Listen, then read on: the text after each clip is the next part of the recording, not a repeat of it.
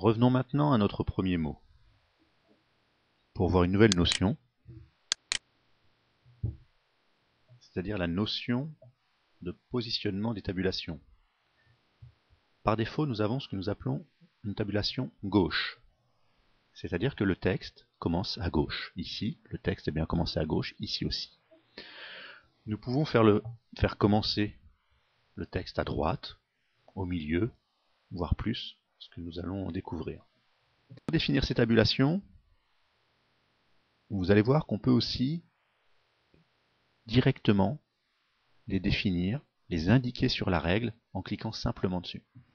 Par exemple, si je veux une tabulation personnalisée définie à 1,5, voilà, il suffit que je clique sur la règle pour en définir une. C'est-à-dire que maintenant, en appuyant directement sur la tabulation de mon clavier, le mot va directement se positionner au niveau de ma tabulation, ici. Si je déplace bien sûr ma tabulation, le mot va suivre. Je suis en tabulation gauche. Nous allons voir maintenant si je souhaitais mettre une tabulation différente, une tabulation droite.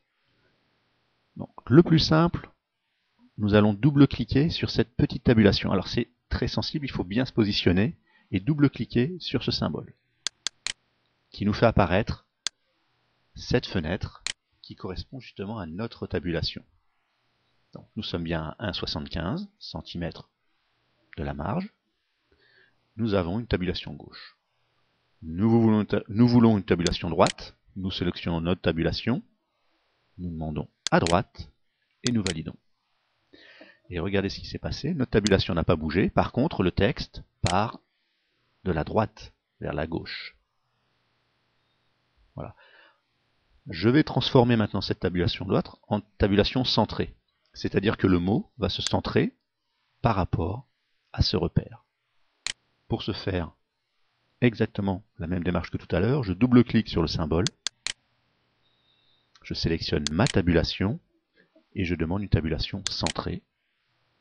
Je la valide. Effectivement, maintenant, si je clique sur ma tabulation, on voit bien qu'elle est centrée. Il est bien sûr possible de mettre une multitude de tabulations sur la règle. Par exemple, je veux une tabulation à 4, à 7 et à 12. Donc maintenant, je vais rajouter des mots pour bien voir cette différence. Je vais au bout de test, je crée un espace, je mets CNAM, un autre espace, je mets Saint-Nazaire, un autre espace, et je mets Nantes. Voilà. Maintenant, je vais envoyer mes mots sur les différentes tabulations que j'ai créées. Donc, je dois créer des tabulations entre chaque mot. Je clique ici, je clique là, et automatiquement, mes tabulations se sont créées. C'est-à-dire que là, j'ai ma tabulation centrée. Et effectivement, test CNAM est centré. Saint-Nazaire, une tabulation gauche, on commence à partir de la gauche. Nantes, on commence aussi à partir de la gauche. Je peux bien sûr modifier mes tabulations à loisir. Changer aussi leurs caractéristiques en double-cliquant dessus. Là, je suis à 4 cm, donc par contre, il va falloir que je choisisse la bonne tabulation.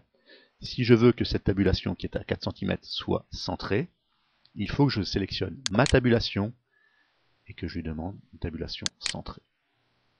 Et que je valide ensuite. Voilà. Effectivement, ma tabulation ici maintenant est bien centrée. Je peux même la redéplacer un peu.